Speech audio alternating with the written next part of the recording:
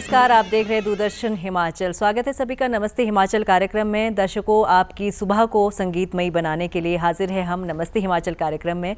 और आज हमारे साथ स्टूडियो में है लोक गायक और उनका नाम है अमर राठौर जी। आपका बहुत बहुत स्वागत हमारे कार्यक्रम में। दर्शकों, इनको आप ज़रूर जानते होंगे, इनकी आवाज़ से आप इनको पहचानते होंगे, लेकिन आज इनकी पूरी लाइफ से हम रूबरू करवाएंगे और साथ ही साथ इनकी आवाज़ से भी रूबरू आपको करवाएंगे। तो अमर जी, क्यों ना सबसे पहले दर्शकों को जो है वो संगीतमयी सुबह की जो गुनगुनाहट है वो पहुंचाई जाए। सबसे पहले मेरा डीडी हिमाचल के सभी दर्शकों को इस मंच के माध्यम से, चैनल के माध्यम से नमस्ते जी। मैं अपने पहले गाने से शुरुआत करूंगा जिससे मुझे बड़ा नाम भी मिला था, तो मैं शुरुआत करता हूँ।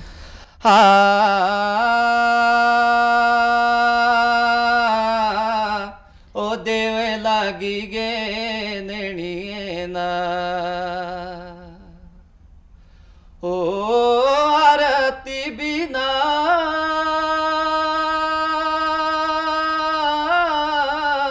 ओ नागा मेरी गे नैणिये ते आए,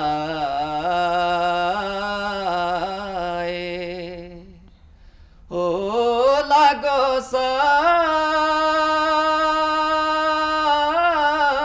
दियो ते, ओ बोलो भी करे गो मारे आरिखिया ते आए, ओ बुरो भी नहीं गो कसियो नाए,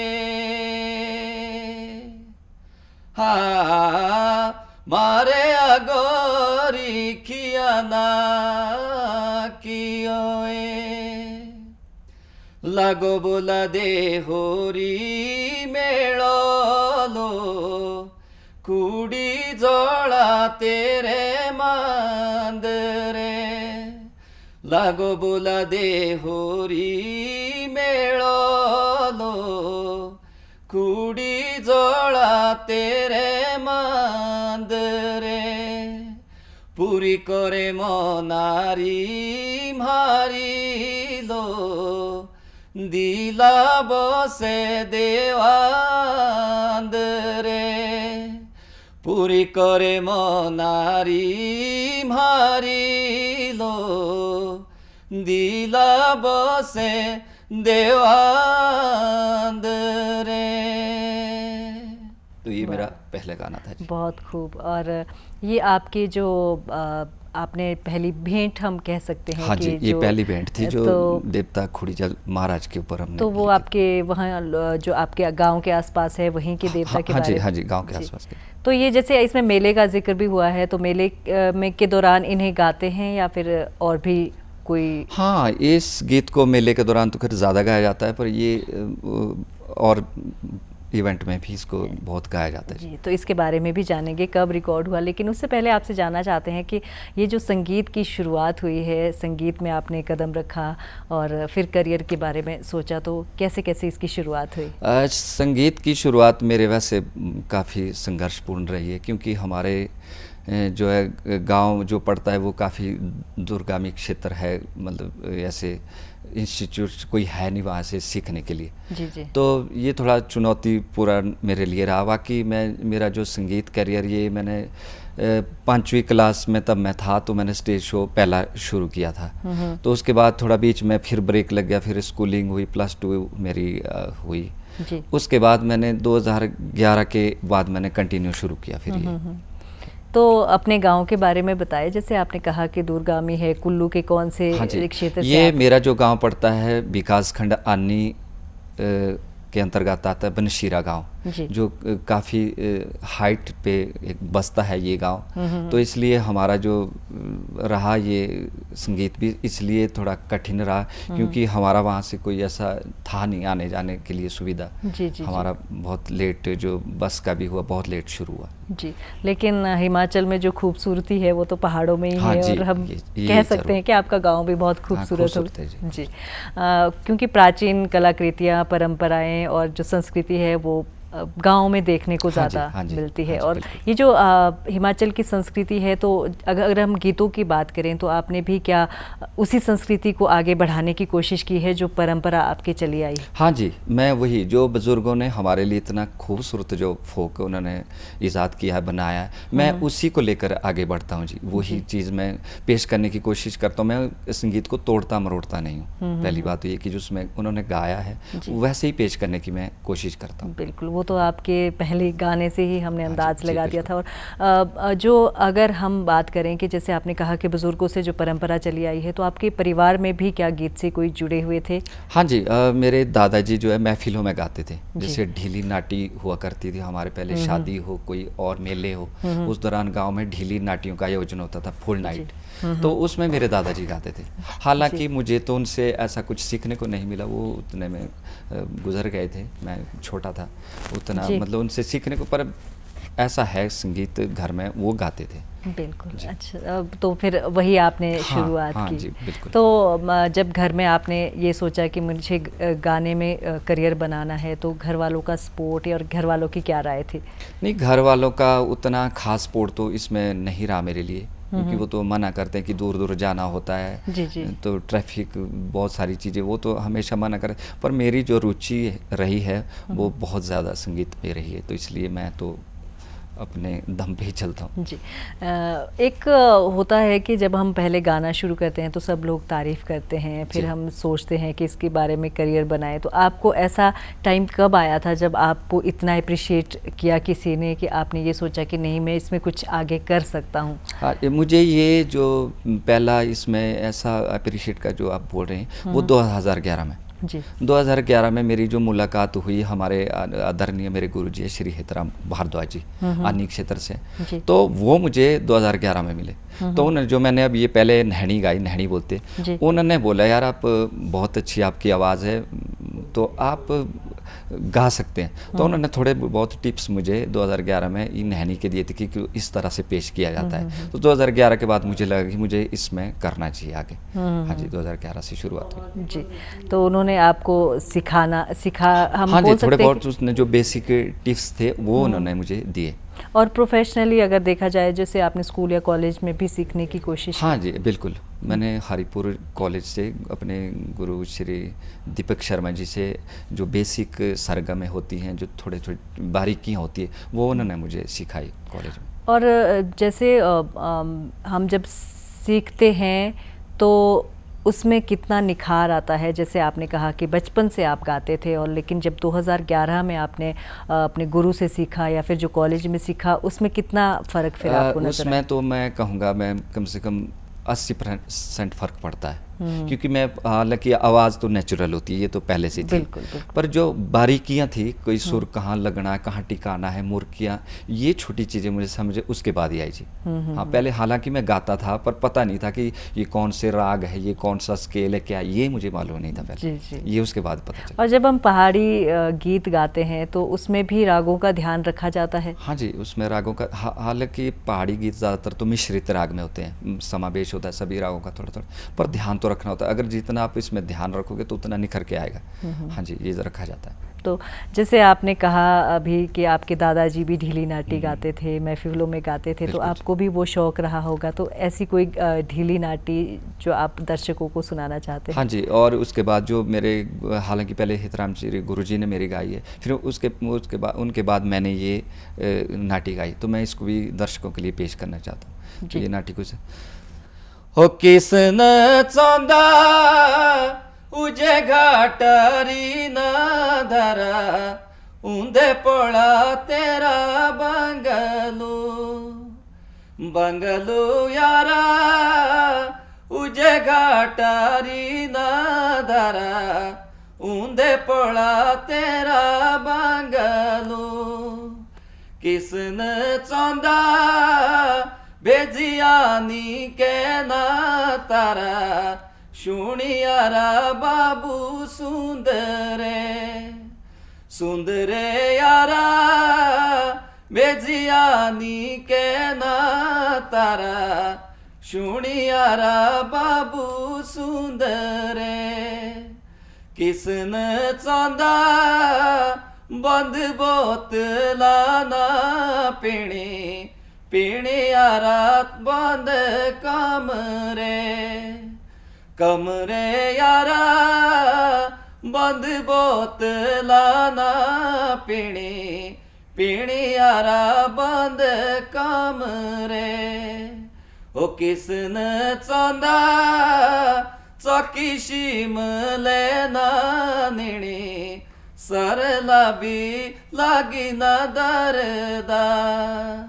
दरदा यारा चौकी शिमले ना निणे सरला भी लागी ना दरदा।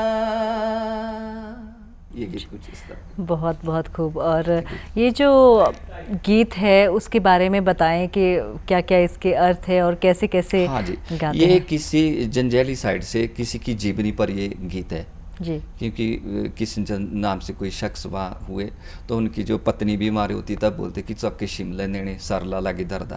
तो ऐसे ऐसे इसके बोल है कि यानी से उनको टेलीफोनिकली बताया गया था कि ऐसा वैसा। तो ये इसकी जो है इसके पीछे की हिस्ट्री है। और कुछ जो पुराने गीत होते थे वो हमारे जो रियल घटनाओं पर भी आधारित होते थे। हाँ जी, ये रियल घटना पे जी आधारित है जी। क्योंकि कहा जाता था कि फिर जब घटित कोई घटना होती थी उस पर उसके ऊपर गीत, ये वैसा गीत है जी। तो आपके जो गाने होते हैं वो जैसे कि आपने कहा कि कुछ तो पारंपरिक गीत आप गाते हैं, लेकिन कोई और गाने जो लिखे हो किसी ने, वो भी आपने गाने गाए हैं? हाँ, वो भी मैंने गाने गाए हैं, किसी ने लिखे हैं। मैं खुद भी कंपोज करता हूँ, वो भी मैंने बहुत सारे गीत ऐसे गाए। हालांकि अभी मैंने एक गीत जो है वो थोड़ा किसी मतलब लड़की के ऊपर है, वो ऐसे गीत हमने पुराने ट्रेडिशनल बोल में उसको ढालने की हमने कोशिश की है। वो भी काफ़ी आजकल वायरल हुआ, लोग उसको सुन रहे हैं। तो वो भी मैं ज़रूर दर्शकों को इस चैनल के माध्यम से सुनाना चाहूँगा जी।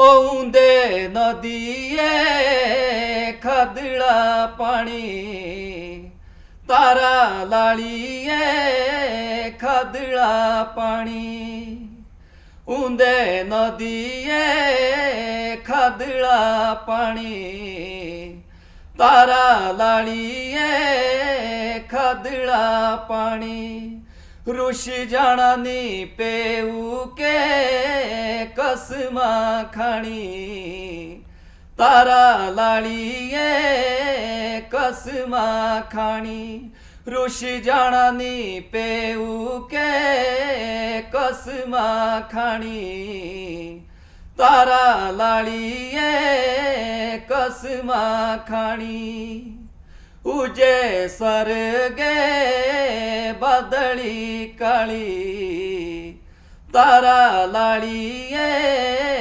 बदली काली ओ जीव नहीं रजदा तेरी सुरता भाली तारा लाड़िये सुरता भाली। तो ये किसी लड़की के ऊपर हमने वर्णन किया कि भाई आप कोई शक्ल देख के जी नहीं भरता। तो ऐसे ऐसे इसके शुरुआत। और ये आपने खुद ही कंपोज किया है? अच्छा। तो इसका जो जब आपने इसकी वीडियोस बनाई तो कहाँ कहाँ शूट किया है, कैसे कैसे रहा इसकी है? वीडियो मैम हमने करसोग से शुरुआत की थी और शिकारी तक इसकी हमने शूटिंग की है। शिकारी एक जगह है, वहाँ पे इसका शूट हुआ। तो जनरली जब आप अपने गाने रिकॉर्ड करते हैं तो कौन सी लोकेशन ज़्यादा आपको पसंद रहती है? शिमला लोकेशन हम ऐसे देखते हैं ज़्यादा हरी भरी हो, थोड़ी अपनी प्राकृतिक सुंदरता जिसमें ज़्यादा हो, हम वैसा जो जगह प्रेफर करते हैं। तो कोई ऐसा गाना भी है जिसमें आपने अपने गांव की लोकेशन भी डाली हो? नहीं, अभी अपने गांव की तो ऐसी लोकेशन नहीं डाली। ज़्यादातर हमने करसोग, जलोड़ी जोत, ऐसी ऐसी जगह, थोड़ी जो हाइट की जगह है वहाँ पे हमने कोशिश की है। वैसे इन अगर पर्सनली देखा जाए तो आपको कौन सी जगह हिमाचल में जो है वो ज़्यादा पसंद आती है? शूटिंग के हिसाब से तो जी मनाली है जी। मनाली में ऐसी बहुत सारी जगह जो शूटिंग के लिए बहुत अच्छी है। हालांकि मेरी तो अभी हुई नहीं, पर मेरा जो है वहाँ एक ऐसी एक इच्छा है कि मैं वहाँ जल्द, बहुत जल्द शूटिंग मनाली में करूँ। जी। तो आगे कौन कौन से गाने हैं जो आपके आने वाले हैं? आने वाले प्रोजेक्ट ये ढीली नाटियों के जो ये तो चलते ही रहे थे, अब कुछ ऐसा भी है, लोग बोल रहे हैं कि भाई थोड़ा आप ढीली नाटियाँ गाते हैं, थोड़ा हमारे दर्शकों के लिए थोड़ा मॉडर्न टाइप भी करो फास्ट, तो वैसी कुछ कोशिश कर रहा हूँ मैं अभी जी। लिखे हैं गीत, अभी रिकॉर्ड नहीं हुए जी। तो वो आपके मतलब आपके मन में है कि मुझे मनाली में ज़रूर कोई ना कोई गीत, ये गाना, शिमला ये ज़रूर जी।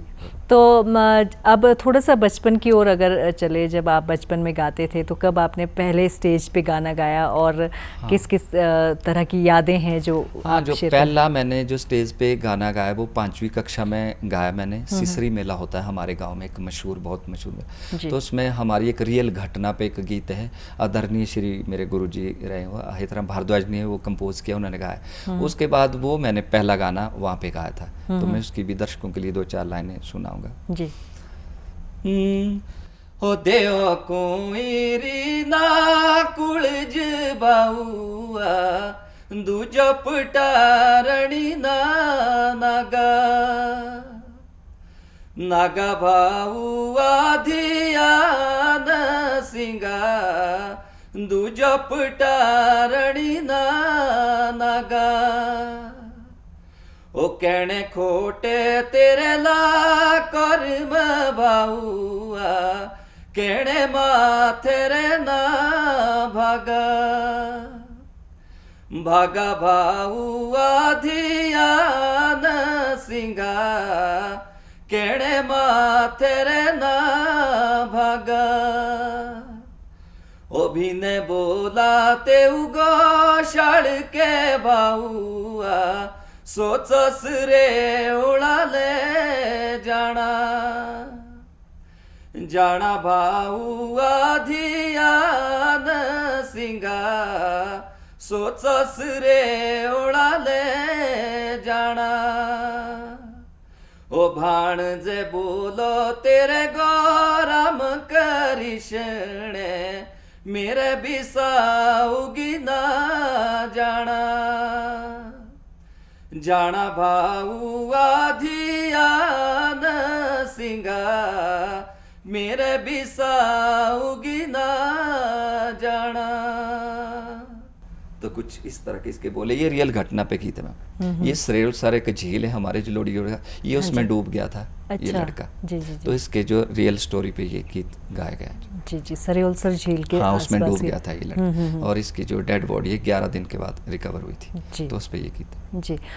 तो जैसे पारंपरिक गीत गाते रहते हैं आप, तो किस में ज़्यादा जो आपका सहयोग रहता है वो किसका आपके साथ रहता है? जो मेरे साथ जो सबसे ज़्यादा जो सहयोग रहता है वो श्री शेर सिंह कौशल जी है। मेरे रिश्ते में मेरे वो मामा जी है, हमारा स्टूडियो भी है, तो वो हम मिलजुल के ये गीत कंपोज करते हैं और आगे की जो रणनीति बनाते हैं कि हमें ऐसा करना है, तो फोक को ज़्यादा हम प्रमोट करना चाहेंगे, तो वो ज़्यादातर मेरे साथ आजकल रहता है। जब आपने पहला गीत कोई पब्लिक में गाने की कोशिश की या फिर ऑडियो या वीडियो बनाई, वो कौन सा गाना था और उसके बारे में बताएं कि कैसी कैसी यादें जुड़ी है, कितना समय लगा और कितनी मुश्किलें उसमें? हाँ, वो गाना जो पहला मेरा वीडियो और ऑडियो एल्बम था, उसका म्यूज़िक भी जो मैंने पहले शुरू में गा लिया, खुड़ी जल की वो नाटी थी, वो 2020 में हमने मतलब उसका शूट हुआ था 2020 में, ऐसा मुझे याद है, कुछ 10 फरवरी के आसपास 2020 में। तो उसको बनाने में लगभग 6 महीने का हमें समय लगा था, उसको लिखने में, उसको स्टूडियो तक, मतलब उसकी वो जो लयकारी जो भी था उसके पीछे लगभग 6 महीने का समय जो उसमें हमारा लगा जी बनाने में। तो उसकी जो शूट लोकेशन है वो वहीं देवरी है, जहाँ खुड़ी जल महाराज जी का मंदिर है, उसी लोकेशन पे वो शूट किया गया जी। तो जैसे एक पहली एल्बम में आपको 6 महीने लग गए, फिर जब आपने और ज़्यादा प्रोजेक्ट किए या फिर एल्बम्स की, तो उसमें कितना, क्योंकि एक बार जब हम कोई काम करते हैं तो एक्सपीरियंस धीरे धीरे बढ़ता जाता है, तो क्या वो काउंट होता है? हाँ, वो काउंट होता है जी। जैसे हमारा पहला गाना वो शूट हुआ, उसके बाद उसके जो वो जैसे वो यूट्यूब पे धड़ाधड़ जो चला, तो उससे हमको ये एक हिम्मत बढ़ी यार कि नहीं, फोक को भी हमारे लोग बहुत सुनते। तो उसके बाद मैंने बहुत सारे फिर और भी एल्बम किए, फिर ज़्यादा गैप नहीं लगा, फिर मतलब कम टाइम में हमारे बहुत सारे गीत आ गए।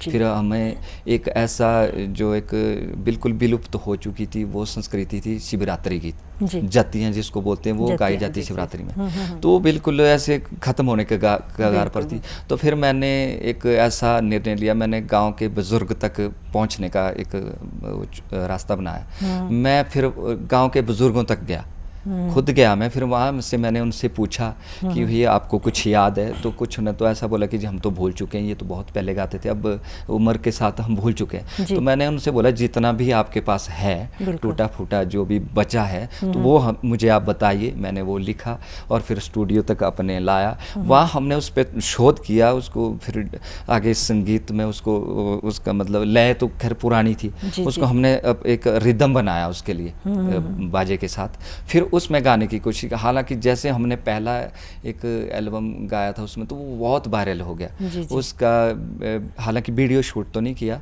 पर उसका जो गीत है एक कुछ चिड़ू की व्यथा पे था वो गीत, तो उसमें जो ऑडियंस है वो रोने लगी। हालांकि मेरे को बहुत पसंद है वो गाना, जब गाते हैं तो मेरे भी उसमें, तो मैं वो गाना तो मैं ज़रूर दर्शकों को सुनाऊंगा। हम भी चाहते हैं कि आप वो ज़रूर सुनाएं और उसके बारे में भी बताएं। हाँ, मैं उसके बारे में भी बताऊंगा। ज़्यादा उसका तो नहीं आइडिया लग सकता, पर वो कोई ऐसा है कि चिड़ू चिड़ी के ऊपर वो गीत है, व्यथा है उनकी कुछ, अब किस संदर्भ पे तब लोगों ने सोचा होगा, ये तो उसका ज़्यादा नहीं है आइडिया, पर मैं उसको सुनाता हूँ, फिर उसमें लग जाएगा पता कि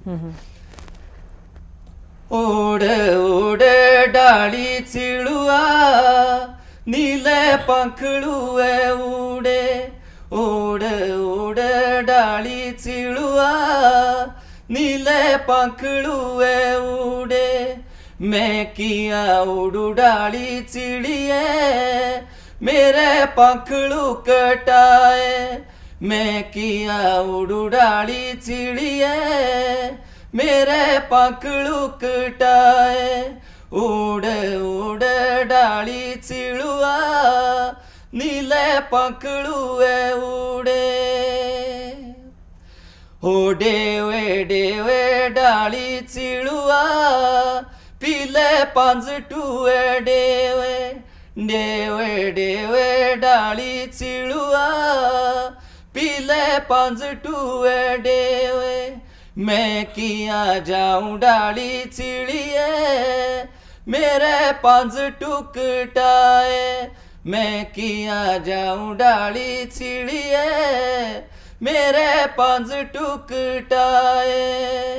इसकी अगली लाइन भी एक, हो चुंगता चुंग दाना चिड़ुआ भूखो पेटड़ू भराए, चुंगता चुंग दाना चिड़ुआ भूखो पेटड़ू भराए, मैं किया चुंगू दाना चिड़िए मेरी चुंज बिकटाई, मैं किया चुंगू दाना चिड़िए मेरी चुंग बिकटाई।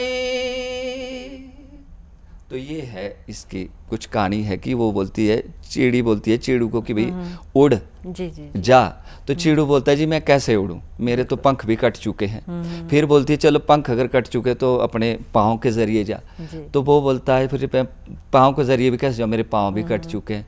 तो फिर बोलता है कि अब चोंच तो ठीक होगी, उससे दाना चुग ले, पेट तो भर ले। तो चिड़ू बोलता है कि मेरा जो है चोंच भी टूट चुकी है, मैं नहीं दाना चुग सकता। हो सकता है ये, क्योंकि कहा जाता है कि जब एज खत्म हो जाती है तो तब हम कुछ नहीं कर सकते, वृद्धावस्था अगर कह सकते हैं। इसमें मुझे नहीं मैं बोल सकता हूँ कि इस पे क्या स्थिति रही होगी, पर ये गाना मुझे बहुत पसंद, इसमें ऑडियंस रोती भी है, क्योंकि एक हिंदी गाने के साथ भी हम इसको कोरिलेट कर सकते हैं कि भाई उड़ जा पंछी, क्योंकि अभी समय है, अभी टाइम है, कुछ कर लीजिए, लेकिन जब समय नहीं होगा तो शायद आप सोचोगे ऐसा भी हो सकता है। जी जी। तो जैसे आपने शिवरात्रि की बात कही कि शिवरात्रि के गीत जो विलुप्त होते जा रहे हैं, और हम देखते हैं कि पहाड़ी कल्चर में अभी भी जतियाँ कई जगह गाई जाती है और अच्छी भी वो लगती है। तो जब हम कुल्लू साइड की बात करते हैं तो वहाँ किस तरह की जतियाँ रहती है? हाँ, हमारी साइड तो ये बहुत ज़्यादा, जैसे कुल्लू हो गया, निर्मंड हो गया, मंडी का एरिया हो गया, कुमारसन का जो साथ लगता हमारा, वहाँ ये बहुत सुनी जाती है, गाई जाती है। हो सै मारो पाहुड़ो आओ लो सई मारो पाहुणो, सई मारो पाहुणो, आओ लो सई मारो पाहुणो। ओ आयो बैठो पाजेरी सैया डाली लो, आयो बैठो पाजेरी डाली। ओ पाजेरी डाली ना चोड़ सैया लोग देउंदे गाली, पाजेरी डाली ना चोड़ सैया लोग देउंदे गाली। सई मारो पाहुणो, आलो सई मारो पाहुणो।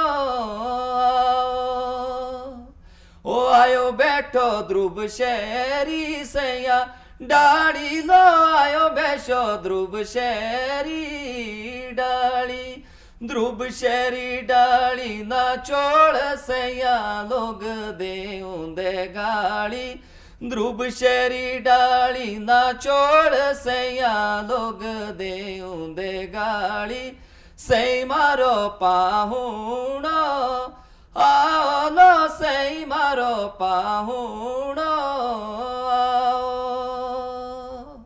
तो कुछ इस तरह के रहते हैं। ये जैसे शिवरात्रि में हम गोसाई जो बनाते हैं, हाँ, उसके लिए कि भाई वो साईं हमारा पावना आया है तो आए बैठा पाजरे डालिए, तो फिर बुजुर्गों ने पता नहीं किस सोच के हिसाब से लिखे होते बिल्कुल, हाँ, जो पाजरी डाली ना उसमें लगती है। हाँ जी, हाँ, तो तब बोलती कि भाई पाजे की डाली मत तोड़ो, पर लोग गाली दे देंगे भाई। हाँ, तो इसके ऊपर ही ऐसा बिल्कुल। लेकिन अगर हम आज के संदर्भ में देखें तो ये जो परंपराएं हैं, जैसे शिवरात्रि में गोसाई बनाना है, तो आज के समय में जैसे बच्चे शहरों की तरफ ज़्यादा जा चुके हैं या फैमिलीज़ हम कह सकते हैं, तो ये जो धीरे धीरे जो परंपराएं हैं ख़त्म हो रही है, तो कैसे इसको बचाया जा सकता है, या फिर गांव में कितना अभी भी इनको संजोया गया है? गांव में तो मैम देखो ये है अभी, पर जैसे आप बोल रहे कि शहरों की तरफ रुख हुआ, वो बहुत इससे कट चुके हैं। जी जी। शहर के जो रहते हैं वो गांव में बहुत मतलब उतना नहीं है, बहुत कम बच चुका है। हम फिर तभी इसको ऐसे इसको प्रमोट करने की कोशिश कर रहे हैं। हम उसको दिखाते हैं, जैसे यहीं लगाते हैं हमारे उसका वीडियो फिल्मांकन करते हैं, ताकि लोग देखें कि यार ये क्या चीज़ है, ताकि थोड़ा फिर से रुझान बढ़े।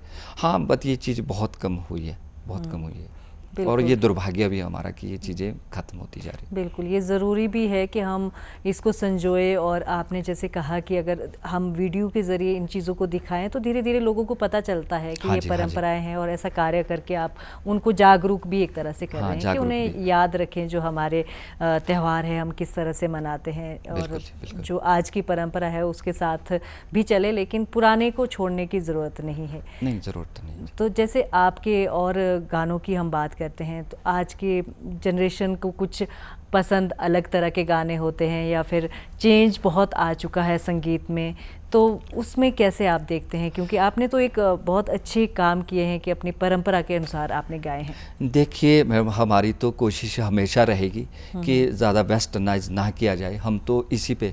पर आज का युवा जो, जैसे मैं नाटियाँ गाता हूँ, तो उसकी ऑडियंस हमें बहुत कम मिलती है जी। बहुत कम। कई तो बोलते हैं कि जिसके शब्द हमें समझ नहीं आ रहे हैं, तो वो भी सच्चे हैं, क्योंकि उनको बचपन से जैसे पैदा हुए, मतलब जैसे थोड़ा बोलना, उनको हिंदी की तरफ जो है उनको हिंदी में ही बात करवाई जाती, तो उनको ये शब्दों का तो पता होगा भी नहीं। तो हम फिर भी कोशिश करते हैं कि इन शब्दों में जहाँ वीडियो बनाते हैं उसके नीचे इसका हिंदी अनुवाद भी डाल देते हैं, ताकि इसका शब्द उनको समझ आए।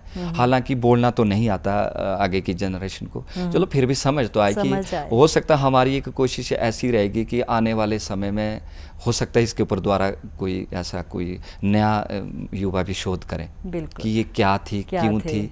तो तब हमारा तो ये रहेगा कि हम तो फोक को जिंदा रखने के लिए जितना हमसे हो पाए हम करने की कोशिश करें। हम हर मंच पे यही कुछ, मैं तो जहाँ भी जाता हूँ बड़े मंचों पे भी गया, मैं तो ये अपना नैनी नाटी सुना, समझ आए ना आए, पर मैं वहाँ का फोक जो है ज़रूर सुनाता हूँ। जो अपनी पहचान है उसे क्यों छोड़ना। मैं हाँ जी, मैं नहीं करता हूँ जैसे कि आप आज मैं शिमला में करता हूँ, यहाँ पसंद आ रहा कि नहीं आ रहा, तो मैं गाता हूँ कि मैं यहाँ का हूँ, इसलिए तो मेरी पहचान है। तो मैं औरों को भी बोलता हूँ और सिंगरों को भी कि भाई आप ऐसा ना करें कि कि अब आप चंडीगढ़ में शो कर रहे हैं वहाँ की, फिर वहाँ के ही हो जाओ, पंजाब के आप गाने शुरू पंजाब करते भी कर रहे हैं तो पंजाब के होके रह जाओ। जी। तो आप यहाँ का ज़रूर उनको सुनाइए, उसके बाद चलो बनता है ज़माने के साथ, ज़रूरी है, वेस्टर्न चीज़ें भी ज़रूरी है, पर इतना ना हो कि हमारा फोक बिल्कुल ख़त्म हो जाए।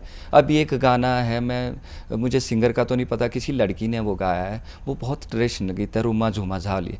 तो उसके उन्होंने उसको गाया तो ठीक है, उसको मॉडरेट किया है, पर उसमें जो बोल चेंज कर दिए। उसमें था एक किन्नौर की कोई जगह, बांग तू लगा पूड़ा, उसमें जगह तो उन्होंने उस पर बोल दिया मांग तू हुआ बूढ़ा। तो वो इतना खराब लगता कि अब बांग तू कोई पुल का नाम है, तो वो उसका मांग तू उनको समझ तो आया नहीं, कि ना पूछा किसी से, वो वैसे ही गा दिया। तो ये चीज़ें तो कहीं ना कहीं बहुत खराब है। बिल्कुल। आगे जो लोग बच्चे सुनेंगे भी तो वो तो फिर वो सुनेंगे, वो पीछे नहीं जाएंगे उतना, वो तो देखेंगे कि आज क्या चल रहा है, फिर उसी को वो आगे वैसा ही बन जाएगा, फिर पुरानी चीज़ें तो हमारी ख़त्म हो जाएगी। तो ये ना करें, मैं इस मंच के माध्यम से भी बिल्कुल, ये ज़रूरी है कि जो हमारी संस्कृति है उसको वैसे ही परोसा जाए उसको। हालांकि उसके गाने का आप स्टाइल चेंज करो, वो कोई बात नहीं, पर उसकी जो मौलिकता है, बोल हैं, वो तो मत छेड़ो कम से कम। बिल्कुल, धुन चेंज हो सकती है। हाँ, धुन चेंज हो सकती है, जी कोई बात। जी। अब अगर हम ये कहें कि जैसे आपने कहा कि बड़े बड़े मंच पर भी आप गए, तो कब से इसकी शुरुआत हुई जब आपने प्रोफेशनली गाना शुरू किया, मंच पे जाना शुरू किया, और पहला शो, स्टेज शो हम कह सकते हैं, वो कहाँ पे किया था आपने? पहला स्टेज शो हमारे उधर लोकल जो हमारे आनी मेला होता है बहुत प्रसिद्ध, उस पे शुरुआत हुई। कुंगश मेला होता है कभी सषड़, 4-5 साल तो मेरे वहीं से शुरुआत रही। फिर धीरे धीरे थोड़ा जान पहचान होती गई। फिर मैं ऐसे कि 2014-15 के बाद तो फिर मैं सभी जगह ऑलमोस्ट इंटरनेशनल, नेशनल, छोटे बड़े सारे प्रोग्राम कर चुका हूँ जी। एक बार जब हम पहली बार स्टेज पे जाते हैं तो कुछ नर्वसनेस या फिर यादें? हाँ, ये एक मेरी ज़रूर हुआ है मेरे साथ, क्योंकि मैंने उतनी ऑडियंस नहीं देखी थी। ये घटना हुई है 2015 में, ये मनाली विंटर कार्निवल मनाली में। तो जैसे वहाँ पहले ऑडिशन लिया उन्होंने, दिन को भी मैंने वहाँ भी यही गाया, नैनी नाटी गाई, हालांकि बहुत अप्रिशिएट किया लोगों ने वहाँ पे। और रात को मुझे जब वहाँ से पास किया गया कि भैया आप नेक्स्ट राउंड के लिए आप ऊपर बड़े स्टेज मंच पे गाएंगे, तो वहाँ ऐसा हुआ कि जैसे वहाँ ठंड का मौसम था, 5 जनवरी की बात थी ये। तो वहाँ पहले तो हम अंगीठी के पास अंदर थे, जैसे ही मेरा नाम अनाउंस हुआ एंकर के द्वारा, तो बाहर सीटियाँ बहुत ज़ोर से, तो मैं मतलब बिल्कुल नर्वस हो गया। मेरी जैसे मैं स्टेज पे गया, मेरी आवाज़ कांप गई, मतलब माइक में। तो वो एक था मेरे साथ बहुत डरा हुआ जो मेरा रहा था एक्सपीरियंस। उसके बाद मेरा डर निकल गया, उसके बाद कभी नहीं हुआ ऐसा। वो सभी के साथ होता है, और उससे बाहर आना ही एक बहुत बड़ी बात होती है। वो ऑडियंस का देख के हुआ था जी, ऑडियंस, और वही लगता है कि भी इससे कैसे बाहर आए, और उसके बाद जो आपने इतना फ़र्क अब देखा होगा, वो उसी से धीरे धीरे होता है। उसी से, उसके बाद मेरा डर निकल गया जी। वो बहुत एक डरा हुआ था एक शो जी। तो चलिए कुछ दर्शकों को और सुनाना मेरे और भी जो मुझे पसंद है गीत, हालांकि वो पुराना गीत है, मेरे मामा जी ने गाया हुआ, श्री कौशल जी ने। तो उस गीत मेरा भी बहुत पसंदीदा गीत है, हो सकता है मेरी आवाज़ में भी वो जल्द सुनने को मिल जाए। तो उसको मैं ज़रूर, वो भी एक माँ बेटी की वो कहानी है। बेटी को दूर शादी होनी थी, तो वो शादी से पहले जो माँ से वो उस पे आधारित है। तातो खिचाणू छाणे ओ मेरी जिए, गुठी दे डूबदा गियो, हो गुठी दे डूबदा घियो मेरी जिए, गुठी दे डूबदा गियो, हो काला डेवणो मांडी रे बाने ओ मेरी जिए, दीदी नहीं लगनो जियो,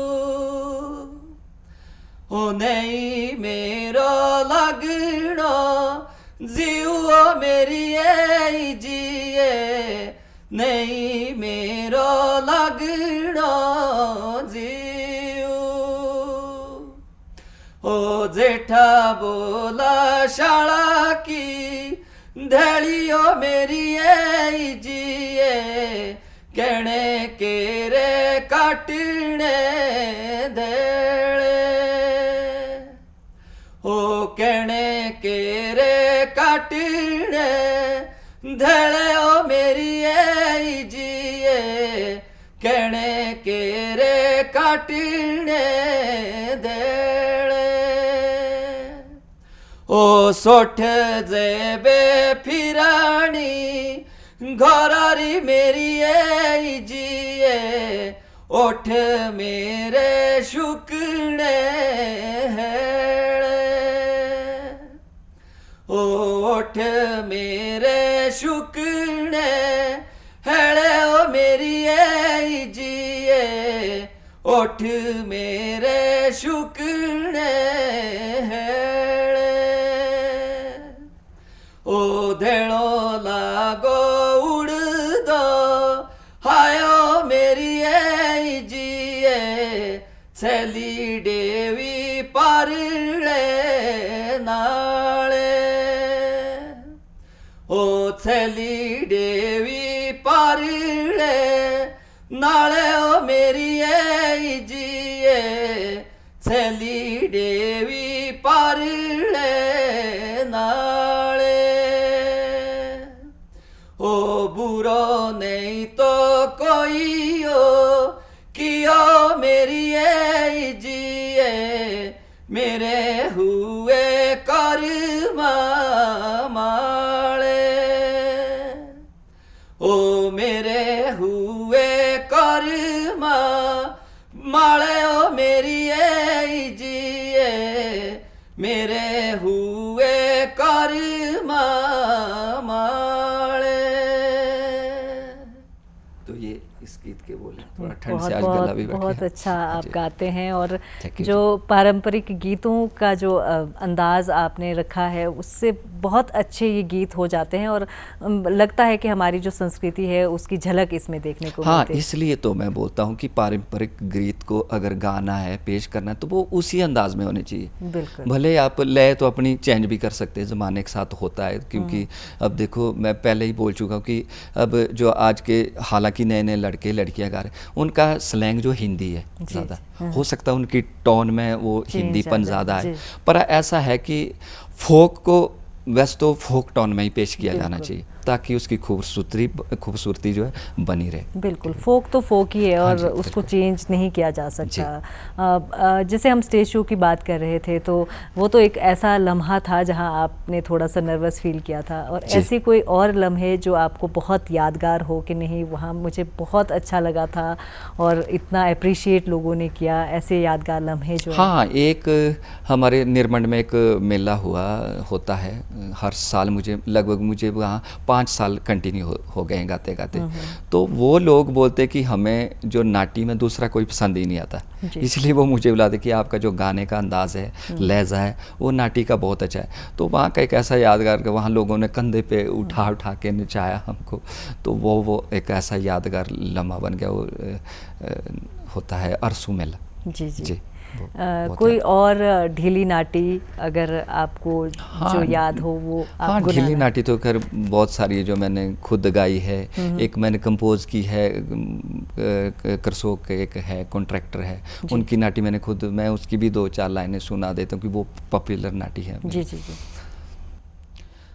हो जय बे जय कारा नागा चुआसीरी जय जय दुर्गा माई रे लो मारे प्रधान बाया मोहन ठाकरा जय जय दुर्गा माई रे लो होटल चिणो कर सोगिला ठाकरा बड़ी देनी रोण कालाई तेरे सो मारे प्रधान बाया मोहन ठाकरा बड़ी देनी रोण कालाई तेरे सो ओ फुलेरा डोलरू मारी तू बागेरा मारी देनी बागास जाइए रे लो आमा बे बापू तेरे बोल दे ठाकरा मारी देनी बागास जाइए रे लो। ये मेरा खुद का कंपोज किया गीत है, तो ये भी था किसी की जीवनी पर जी। तो जैसे आपने शुरू में कहा कि जब आपने गाने की शुरुआत की और करियर इसमें बनाना चाहा तो घर वाले ज़्यादा पसंद नहीं करते थे कि इसमें नहीं जाना। तो लेकिन जब आप इतने अच्छे गाने आपने गाए, इतना अच्छा काम करने लगे, एल्बम्स आई और स्टेज शो करने लगे, तो कैसा उनका? हाँ, अब तो घर वालों में बहुत खुशी है। हालांकि कल शाम को मेरी मम्मी से बात हुई, वो बोलती कब कितने बजे आएगा सुबह, तो उनको कि मैं औरों को भी बोलती हूँ गाँव में कि टीवी पे आएगा भाई मेरे बेटे का प्रोग्राम, तो आप भी देखें। तो अब तो खैर बहुत खुश है, क्योंकि अब पैसा भी मिलता है और नाम भी होता है कि मेरे जैसे बोलते कि आपका बेटा है जी, तो ऐसे खुशी होती है। अब तो होती है, क्योंकि पापा तो मेरे नहीं हैं, उनकी 2011 में डेथ हो चुकी है, तो अब मम्मी है, तो अब खुशी होती है। हाँ जी। कहीं ना कहीं वो एक टेंशन जो है परिवार की रहती है कि आपने सर्वाइव भी करना है, आज के समय में किस तरह से करियर बनाना है, तो वो रहती है। और जब आप सरवाइव करते हैं या फिर फेमस जब हो जाते हैं, तो उनको सबसे ज़्यादा खुशी होती है। अब तो गांव वालों को खुशी होती है, हमारे नाते में बोलते हैं कि आप तो हमारी शान हो, दूर दूर आपको देखा जाता है। जी। तो अब तो खुशी होती है सबको। हालांकि पहले मना करते थे कि इसमें क्या है, क्या मिलता भी है कुछ आप लोगों को, कि ऐसे ही जाते हैं भाई। तो पहले तो ये रहता है कि अब लगता कि नहीं यार, ऐसे तो इतनी दूर नहीं बुलाते होंगे, तो अब है। अब लेकिन अब कुछ अगर हम ये कहें कि जैसे हिमाचल की संस्कृति बेशक धीरे धीरे आपने तो संजो कर रखी है, लेकिन जो अब सोशल मीडिया कहे या फिर जैसे मेले त्योहारों में आपको बुलाया जाता है, स्टेज पे प्रोग्राम्स होते हैं, तो अब लोग ज़्यादा पसंद भी करते हैं और उससे आप जो है लोगों के बीच जो आपकी पहचान बनती है वो ज़्यादा ईजीली बन भी जाती है। अब हमारे लिए ईजी बहुत हो गया, क्योंकि जब से सोशल मीडिया आया, इससे हमारे को जो है बहुत ईजी हुआ। क्योंकि आप जब भी कहीं जाते हो, मतलब मैं जैसे आज यहाँ गा रहा हूँ, तो ये भी अब देखो कहाँ कहाँ देख रहे हैं लोग, ये बहुत इजी हो गया। इससे हमारी जो उम्मीदें भी बढ़ती है कि लोग कमेंट करते हैं कि आप ये करो भाई साहब, वो जो भी है, तो ये हमारे लिए बहुत अच्छा हुआ है एक हिसाब से। बिल्कुल। और जब हम जैसे आपको कहीं अगर आपने स्टेज पे जाना है, तो आप अपनी एल्बम्स भेज के बता सकते हैं कि मैंने ये गाया है, ये मैं बता सकता और उस तरह से आपको ये मैं बता सकता हूँ कि बोलते हैं कई जगह, जैसे आते हैं कई बार कहीं ऐसे जहाँ हमको नहीं जाना जाता भी, तो वो बोलते हैं कि आप अपने लिंक भेजो, तो हम लिंक शेयर कर, फिर बोलते हैं नहीं जी ठीक है, आपको हम बुला रहे हैं। तो ये तो हुआ है बहुत, उससे फ़ायदा अच्छा भी है ये जी। और जैसे हम ये कहते हैं कि आपने अपने आनी की या फिर कुल्लू की जो पारंपरिक गीतों को संजो कर रखा है, अगर आपको पर्सनली और किसी ज़िले के गानों को देखा जाए तो कौन से गाने आपको ज़्यादा पसंद है? हाँ, वैसे तो मैं हिमाचल के गाने सभी गा लेता हूँ। कांगड़ा जिला के, कांगड़ा या चंबा के मुझे फोक बहुत पसंद है। हालांकि उतने ज़्यादा बोल तो मुझे याद नहीं रहते उनके, पर मुझे पसंद थे। मैं पहले गाता हूँ, मैं सुना देता हूँ। सुना दीजिए। बिल्कुल। चंबा का फोक है शायद ये। कपड़े आधोआ छम छम रोआ कुंजुआ, कपड़े आधोआ छम छम रोआ कुंजुआ, बीच बटन न साड़ियों है, कपड़े आधोआ छम छम रोआ कुंजुआ, बीच बटन न साड़ियों, ओ बटना दगम ना तू कर चंचलो, बटना दगम ना तू कर चंचलो, चंबे चांदी बतेरा हो मेरी ये जिंदे, चंबे चांदी बतेरा। बहुत अच्छे आप लोकगीत गाते हैं और आगे आप क्या दर्शकों को कहना चाहते हैं कि किस तरह से, क्योंकि आप तो अमर जो है वो हमारी संस्कृति को कर रहे हैं और आपके गीतों से आपकी जो पहचान है वो और ज़्यादा बढ़ जाएगी, क्योंकि लोग आपको हमेशा सुनते रहेंगे, याद करते रहेंगे कि आपने अपनी पारंपरिक लोकगीतों को संजो कर रखा है। तो क्या मैसेज? मैं दर्शकों को इस चैनल के माध्यम से भी कहना चाहूँगा, जो हम फोक गाने वाले हैं, आप सिर्फ दूसरे मॉडर्न गानों को सपोर्ट ना करें, हमारे जो फोक है इसको भी सपोर्ट करें, बहुत ज़्यादा सपोर्ट करें, ताकि हमारा हौसला बना रहे। हम बहुत सारे जो अभी फोक गीत छुपे हुए हैं, अभी मैं कोशिश करूंगा कि जो बुजुर्ग लोग हैं अभी गांव में गाते हैं, कुछ से मेरा संपर्क हो भी गया है, तो उन्होंने बोला कि हम आपको जो ये पुराने गाने देंगे, तो आप जिस तरह आप फास्ट गानों को जो है सपोर्ट करते हैं ऑडियंस, तो हमारे इस फोक को भी ऐसे ही सपोर्ट करिए। ये मैं इस चैनल के माध्यम से कहना चाहूँगा। जी, बहुत अच्छा, और इतने अच्छे लोकगीत आपने गाए उसके लिए बहुत बहुत धन्यवाद, स्टूडियो में आने के लिए बहुत बहुत धन्यवाद। और जो आपके आने वाले गीत हैं, हम आपको विशेष देते हैं कि आपके वो बहुत अच्छे चले और ताकि आप हमारी हिमाचली संस्कृति को संजो कर रखें। तो जाते जाते हम अमर जी चाहते हैं कि आप दर्शकों को एक गीत सुनाएं जो आपके बहुत दिल के करीब है, और उससे पहले मैं दर्शकों को धन्यवाद करना चाहती हूँ कि आपने आज मुलाकात की अमर राठौर जी से और उनके लोकगीत आपने सुने नमस्ते हिमाचल में। आज इतना ही, और फिर आपको छोड़े चलते हैं इस लोकगीत के साथ। जी, ये भी एक फोक गीत है, मैंने गाया, इसको दादाजी भी गाते थे जी। हो चोले छाड़ी माळगी पहले शाऊरे दाये सोरा जुए, चोले छाड़ी माळगी पहले शाऊरे दाये सोरा जुए, हो गोला गोला रे ओ नेगी तेलाए बड़े गुणे दाये सोरा जुए, गोला गोला रे ओ नेगी